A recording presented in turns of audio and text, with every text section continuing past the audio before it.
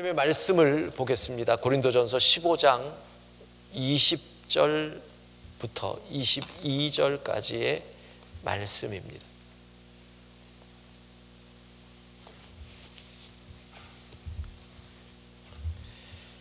하나님의 말씀을 우리 세 절 함께 읽도록 하겠습니다. 고린도전서 15장 20절입니다. 하나님의 말씀입니다. 그러나 이제 그리스도께서 죽은 자 가운데서 다시 살아나사 잠자는 자들의 첫 열매가 되셨도다. 사망이 한 사람으로 말미암았으니 죽은 자의 부활도 한 사람으로 말미암는도다. 아담 안에서 모든 사람이 죽은 것 같이 그리스도 안에서 모든 사람이 삶을 얻으리라. 아멘. 이번 사순절 우리의 주제는 다시 세우시는 은혜입니다.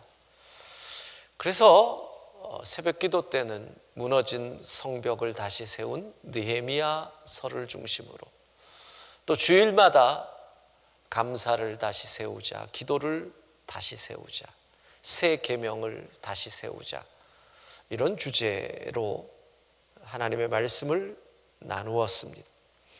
오늘 이 주제의 마지막 시간입니다. 거룩을 다시 세우자. 여러분은 거룩이라는 말을 들으면 어떤 생각이 드십니까? 어떤 사람의 뒤에서부터 빛이 쫙 비춰오는 어떤 후광, 그래서 쳐다보려면 눈이 부시는, 우리는 그런 거룩의 이미지를 가지고 있습니다. 또는 나하고는 전혀 다른 세상, 내가 사는 세상은 아주 좀 지저분하고 속세라는 표현으로, 근데 전혀 다른 빛과 밝음만이 있는 그런 세상, 그게 일반적인 사람들의 거룩의 이미지일 것입니다. 성경은 거룩을 어떻게 얘기합니까? 구약 성경을 통해 본 거룩은 두 가지의 모습으로 우리에게 설명되어집니다. 하나는 대표성이라는 겁니다.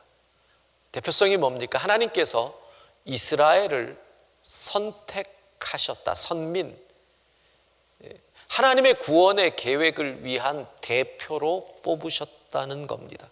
그러니까 이스라엘의 입장은 뭡니까? 하나님이 선택하셨으니 우리는 거룩하게 살아야 한다. 대표는 그런 겁니다. 국가대표로 뽑혔다. 그래서 시합을 나가는데 그 전날 동료들이랑 앞에 술집에 가서 술을 마셨다. 자격이 없는 거죠. 국가대표에게 필요한 것은 절제라면 하나님의 선택을 받은 대표들에게는 거룩의 삶이 필요한 것이죠. 그러니까 하나님께서는 죄로 물든 이 온 세상을 구원, 거룩하게 만들기 위하여 이스라엘이라는 한 민족을 선택하신 겁니다. 대표성. 그런데 문제는 세상의 죄악이 너무나 크기 때문에 사람으로서 그 죄의 유혹에서 견디기가 쉽지 않다는 겁니다. 이스라엘이라는 나라가 작은 나라죠. 그러니까 열강이 옆에서 끊임없이 건드립니다. 거룩을 지키기 어렵다는 거죠. 약한 나라는 그런 겁니다. 우리나라가 민족의 정체성을 지키려고 해도 옆에서 중국이, 옆에서 일본이, 옆에서 러시아가, 옆에서 미국이 흔들면 우리가 우리의 정체성을 지키는 게 약한 민족에게 어려운 것과 마찬가지입니다. 그래서 이스라엘 사람들은 그 거룩을 지키기 위해서 무엇을 선택합니까? 분리라는 것을 선택을 합니다. 나눈다는 겁니다. 구별한다는 겁니다. 무슨 뜻입니까? 죄와 가까우면 나도 죄인이 된다. 더러운 것 근처에 가면 나도 더러워진다. 그래서 나눕니다. 이방인들과 멀리하고 세리와 창녀와 한센시병, 나병 환자와 멀리하고 사순절 새벽 우리가 느헤미야를 통해서 성벽을 수축한 유대인들이 왜 그렇게 처절할 만큼 이방인과 결혼하면 안 된다, 안식일을 지켜야 된다, 11조를 해야 된다, 그게 무엇입니까? 거룩을 지키기 위한 그들의 처절한 몸부림인 것입니다. 자, 분리 생각해 보십시오. 안식일 7일 가운데 6일과 하루를 분리해서 하루는 거룩한 날이다. 분리입니다. 성전, 다른 모든 공간과 분리해서 이 공간은 거룩한 곳이다. 분리입니다. 11조, 열의 9의 물질과 하나의 물질을 분리해서 거룩하다라는 겁니다. 제사장, 세상의 모든 사람과 분리해서 거룩한 직업이다라는 겁니다. 이게 거룩을 지키기 위한 인간의 노력입니다. 그런데 이 거룩은 신약을 통해 보면 예수 그리스도께서 오심으로 이 거룩의 모양이 달라집니다. 자, 하나님께서 죄로부터 온 세상을 구원해서 세상을 거룩하게 만들기 위해서 역시 대표입니다. 하나님의 아들을 대표로 선택하십니다. 하나님의 아들이신 예수님은 모든 인류를 대표해서 인류의 거룩을 해치는 죄를 대신 짊어지고 희생 제물이 되십니다. 그것이 십자가이죠. 그러니까 그 말은 뭐예요?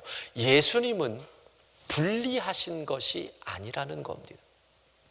예수님은 이 세상에 오셔서 죄악 많은 세상에서 도리어 죄인들과 어울리셨습니다.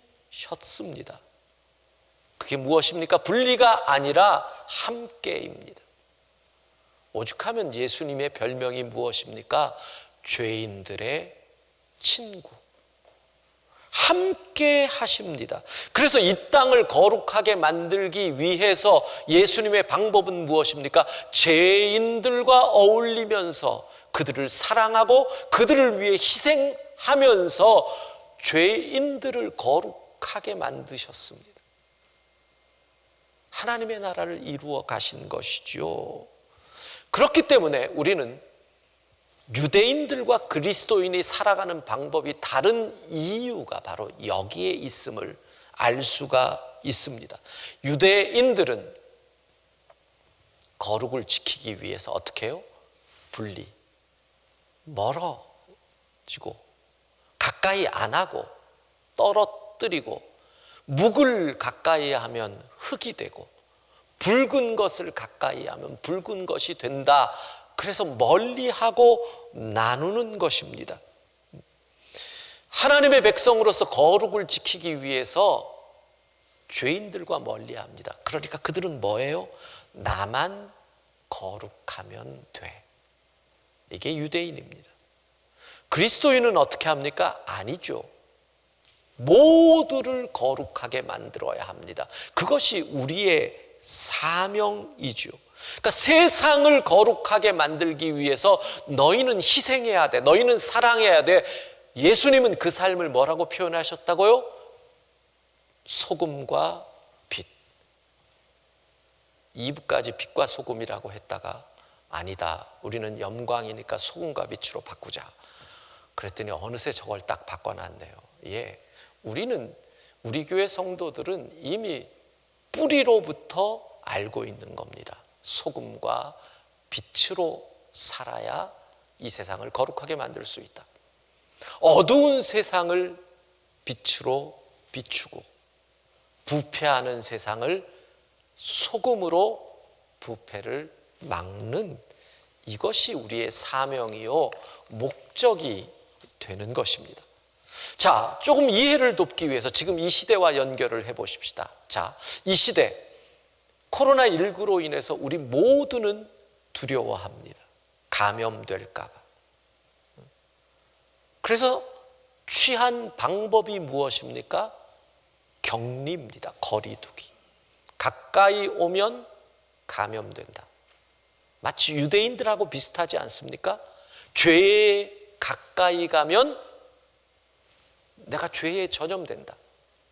그래서 유대인들은 어떻게 해요? 분리를 선택하고, 지금 이 시대는 격리와 거리두기를 선택합니다. 이게 왜요?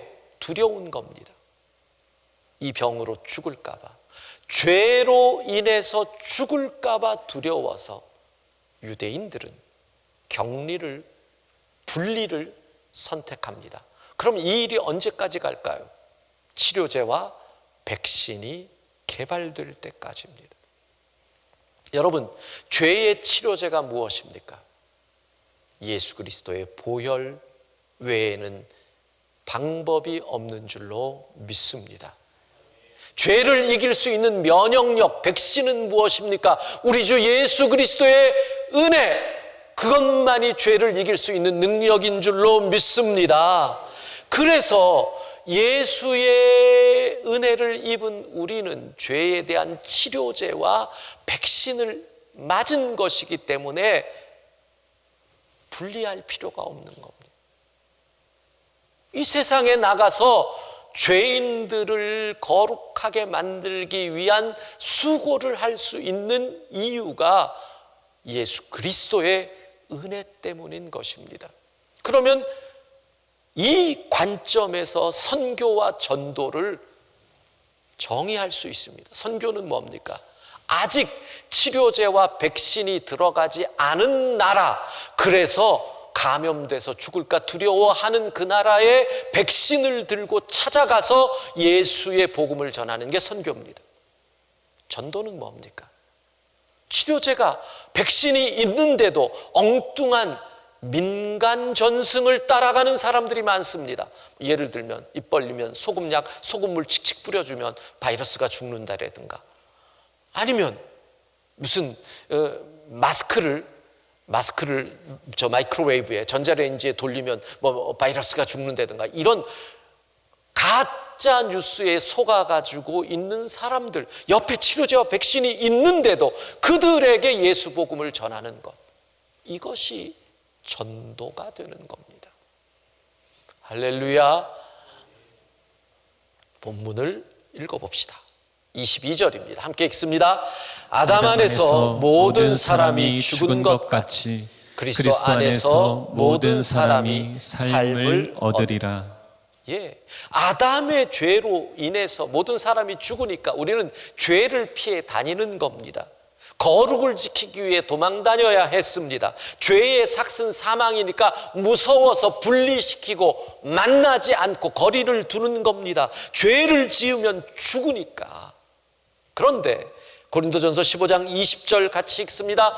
그러나 이제 그리스도께서 죽은 자 가운데서 다시 살아나사 잠자는 자들의 첫 열매가 되셨도다. 예수 그리스도께서 죽음의 권세를 이기고 살아나셨습니다. 그 말은 뭡니까? 우리가 이제 죄를 겁내서 도망 다닐 필요가 없다. 죽음과 당당히 맞서 싸워도 이길 수 있다. 주님께서 죽음의 권세를 이기셨다는 겁니다. 21절 같이 읽습니다. 사망이 한 사람으로 말미암았으니 죽은 자의 부활도 한 사람으로 말미암는도다. 여러분, 예수 그리스도의 부활은 실제적인 것입니다. 예수 그리스도의 부활은 영혼만의 부활이 아닙니다. 육체의 부활입니다. 예수 그리스도의 부활은 유령을, 귀신을 본 것이 아닙니다. 우리가 감정이 치우쳐서 엉뚱한 것을 보고 그러는 것이 아니라 현실이고 실제적이고 역사적인 사건인 것입니다. 그분이 부활하셨기 때문에 그것이 우리로 이 땅을 거룩하게 만들 수 있는 근거고, 죽음을 두려워하지 않고 당당하게 나갈 수 있는, 죽은 자의 부활도 한 사람으로 말미암는도다. 이 땅을 거룩하게 만들기 위해서 그리스도인들이 빛과 소금으로 살아갈 수 있는 힘이 부활 신앙인 줄로 믿습니다. 자, 여기서 차이가, 죽을 것을 두려워해서 자가격리한 유대인이 될 것이냐, 백신을 맞아 면역력이 생긴 부활신앙으로 사는 그리스도인이 될 것이냐, 완전히 다릅니다. 사랑하는 여러분, 예수님이 부활하셨습니다. 그래서 우리도 부활할 줄로 믿습니다. 이 믿음이 있어야 우리가 이 땅을 거룩하게 만들 수 있습니다. 예수 다시 사셨네. 나도 다시 살겠네. 다 같이 시작. 예수 다시 사셨네. 나도 다시 살겠네. 부활신앙으로 이 땅의 거룩을 다시 세우는 우리 모두가 되기를 소망합니다.